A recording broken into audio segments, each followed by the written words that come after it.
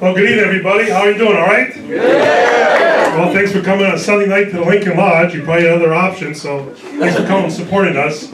I've had an interesting year. A lot going on, a lot of changes, and started going back to church recently. Wanted to find Jesus and find God and, become holy and spiritual and all that kind of thing. And, man, I was so inspired after every service. I would run up to the pastor, and every week I'd say, "Holy shit, that was a great service." Well, that went on for a while, and finally he said, "You just can't come back here anymore. You keep cussing here in the house of the Lord." I said, "No, I understand. I said, "But I'm not going to see you again, right?" He goes, "No, you're never going to see us again." I said, "Well, since I'm never going to see you again, I do want to let you know one thing. I left a $1,000 donation in the collection plate today." The pastor goes, "Well, God damn!" So, went through a bad divorce, painful divorce. Shitty lawyers, they rip you off. But I did learn a lot in the marriage. I did learn a few things. I learned one thing for sure. There's always one person who's right in the marriage, and the other person is the husband.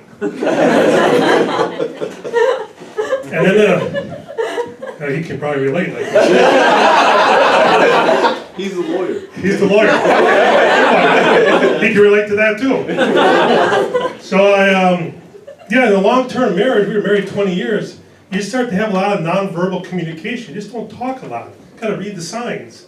And so when she came to bed every night and she had Limburger cheese on her chest, I knew what that meant. No sex tonight. So that was my cue to get a 6-pack of beer, a box of crackers, and enjoy the cheese. People say, "Tom, why'd you get divorced? What was the problem?" I said, "Well, there really wasn't many problems at all. We just had one major disagreement on religion. She believed in God, and I thought I was God." So as I said, those lawyers, they really took us to the cleaners, and started drinking a lot after my divorce, a lot, way too much. And I was at a bar one night and talking to the guy next to me, and saying, "Hey, buddy, I'm telling you, lawyers are all assholes. They're all fucking assholes." This went on for quite a while, and finally he said, "That's enough. I'm getting kind of annoyed with your statement." I said, "Why are you so annoyed with that statement? Are you a lawyer?" He said, "No, I'm an asshole." So I went to the online dating world. Boy, is that a mess. Right? Yeah.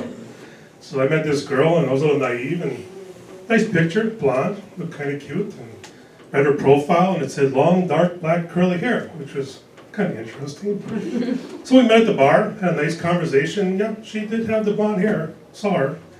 I said, "Your picture looks like you, but why in your profile do you say long, dark, black, curly hair?" She goes, "Oh, that's on my back."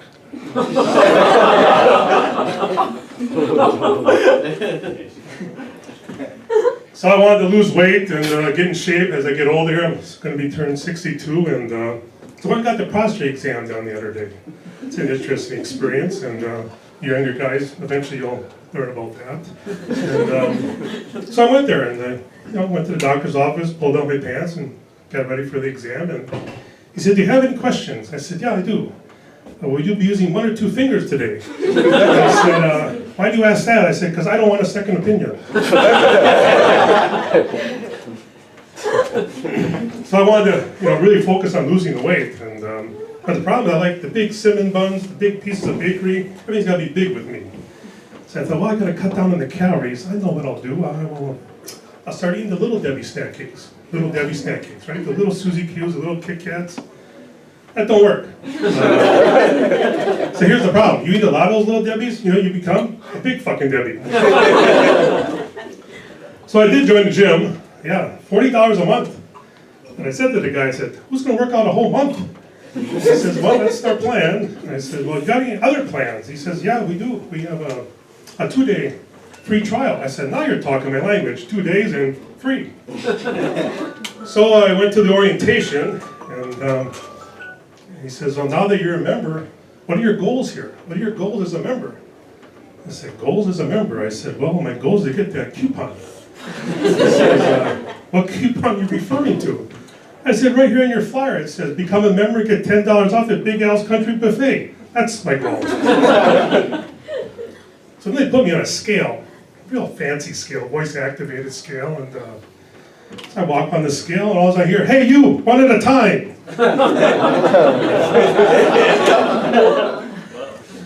So the last question you had during orientation is, what's your plan? Now that you're, what's your plan? I said, my plan? I said, my plan is I'll be here every Tuesday. Every Tuesday I'll be here. He says, why every Tuesday? I say, because the bar next door has margaritas, 2 for 1 every Tuesday. That's my plan. So on my 2-day plan, I went to the first day and went to the cardio area. A lot of machines, man, it's overwhelming. And this real high energy guy says, hey, what machines are you gonna do? What you got your eyes on? What you got your eyes on? I said, what I got my eyes on? I got my eyes on the snack machine over there, probably a Suzuki or a Kit Kat. That's what I got my eyes on. So the last day I went to the free weight room, walk up, do the weights. This big Hulk Hogan guy comes up to me and goes, hey, can you do me a favor? Can you do me a favor? I go, sure. He says, can you spot me? I go, sure. There you are. So lastly, I'll leave you with this. I'm a family guy, and I used to go visit my grandparents every Sunday because they had dementia. So every time you go over there, you really don't know what the hell's going to happen. They don't know where they're at, you don't know where they're going to be. It's just kind of a mystery every Sunday. So this particular Sunday, I went there, and they're not there. Walked through the whole house, can't find them anywhere. Doors are open, windows are open. Finally went down to the basement area, and I hear Frank Sinatra music playing, and also I hear my grandma.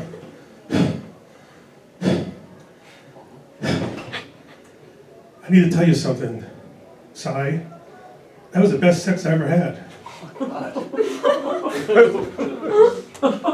Then I hear my grandpa going.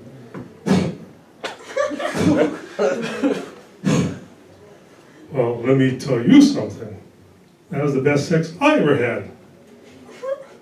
But I do have a question. Who the hell are you? That's my time.